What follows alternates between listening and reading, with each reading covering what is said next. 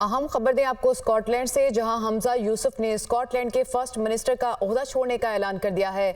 आपको बताएं कि एसएनपी के रहनुमाओं को इस हफ्ते 2 अदम एतमाद के वोटों का सामना करना पड़ा।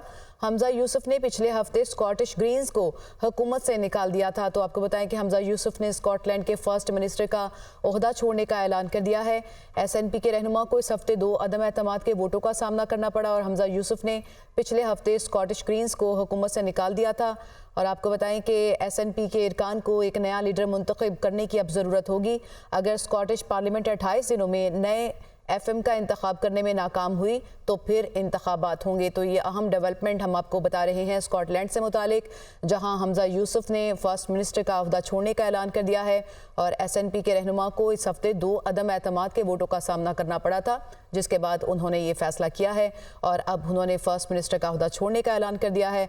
आपको बताएं कि एसएनपी के इरकान को अब अपना एक नया लीडर चुनना होगा और उसके लिए कुछ दिनों का वक्त मुकर्रर है और उसके बाद अगर वो नहीं उस मुकर्रर मुद्दत में चुन सकते तो फिर नए इंतखाबात होंगे। इसी से मुतालिक मजीद तफसीलात लेंगे ब्यूरो चीफ यूके हसीब बरसलान से। जी हसीब, क्या मजीद मालूमात हैं इस डेवलपमेंट से मुतालिक?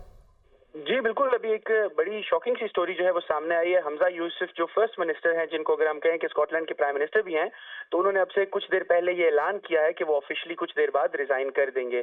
पिछले साल मार्च में उन्होंने ऑफिशियली टेक ओवर किया था, जब निकोला स्टर्जन के ऊपर पार्टी के अंदर ही जो है माल की खुदबुद के ऊपर एक केस बना था, जिसके बाद जो है एक बड़ी डेवलपमेंट हुई थी और एक पहले नॉन स्कॉटिश यानी पहले गैर सफेद फार्म शख्स जो हैं और पहले पाकिस्तानी भी कहें अगर तो भी गलती होगा, जो इस ओहदे पर फायज हुए। उन्होंने बड़ी अच्छी जो है पिछले एक पूरे साल में परफॉर्मेंस दी। लेकिन अब से कुछ दिन पहले जो ग्रीन पार्टी है एक स्कॉटलैंड की, उसको उन्होंने हुकूमत से, इत्तेहादी पार्टी थी, उसको उन्होंने निकाला, जिसके बाद अब उन्हें ये सामने आया कि उनके ऊपर तहरीक अदम एतमाद जो है वो लाई जा रही, बल्कि 2 तहरीकें जो है वो लाई जा रही हैं, जिसको सामने रखते हुए उन्होंने इससे पहले कि उनको हुकूमत से निकाला जाता, इस ओहदे से हटाया जाता, उन्होंने खुद इस बात का ऐलान किया है कि वो इस ओहदे को छोड़ देंगे।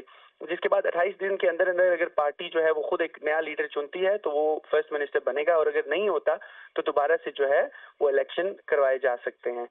अभी ये कहना बहुत अर्ली होगा कि किस तरफ हालात जाएंगे, लेकिन ये 2 सिनेरियो जो हैं वो अब देखने में आएंगे। जी सही, हसीब बरसलान आप हमें मालूमात दे रहे थे, आपका बहुत शुक्रिया।